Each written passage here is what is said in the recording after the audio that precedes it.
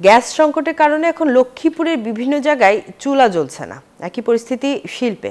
গ্যাসের অভাবে স্বাভাবিক সময়ের মতো কারখানা চালানো যাচ্ছে না, কমছে শিল্পের উৎপাদন। পরিবহন খাত ভুগছে গ্যাস সংকটে। সহসা এই সমস্যার সমাধান হবে না বলে জানিয়েছে Bakhrabad gas distribution company limited. বিস্তারিত দেখুন সাইদুল ইসলাম পাভেলের পাঠানো তথ্য ছবি নিয়ে ডেস্ক রিপোর্ট। সকাল থেকে বিকাল অবধি জ্বলছে না রান্নার চুলা। সিএনজি স্টেশনেও ঘন্টার পর ঘন্টা অপেক্ষা। গ্যাস সংকটে শিল্প কারখানায়ও ব্যাহত হচ্ছে উৎপাদন কার্যক্রম। কয়েক মাস ধরেই পাইপলাইনের গ্যাসের তীব্র সংকট দেখা দিয়েছে লক্ষ্মীপুরে। ফলে আবাসিক, বাণিজ্যিক এবং শিল্প খাতের গ্রাহকরা পড়েছেন চরম বিপাকে।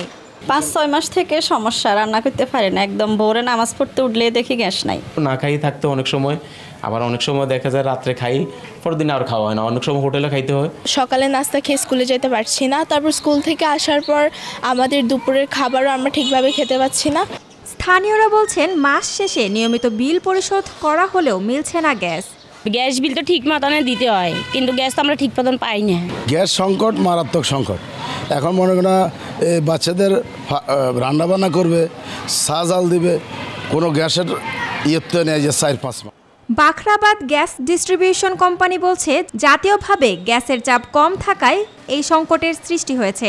কবে নাগাদ স্বাভাবিক হবে তা বলা যাচ্ছে না। মেইন লাইনে গ্যাসের প্রেশার কম, পিক আওয়ারে 7 থেকে 8 PSI। এই 7-8 PSI দিয়ে আমার আবাসিক গ্রাহকের চাহিদা মিটে না। এখন জাতীয় পর্যায়ে যদি গ্যাসের চাপ বৃদ্ধি পায়, তখন আশা করি কিছুটা সমস্যার সমাধান হবে। এছাড়া বিকল্প পথ আপাতত নাই। লক্ষ্মীপুরে বাণিজ্যিকভাবে 70টি, আবাসিক 6700, সিএনজি স্টেশন 2টি, ক্যাপটিভ পাওয়ার 2টিতে গ্যাস সংযোগ দেয়া হয়েছে। Desk report, news 24।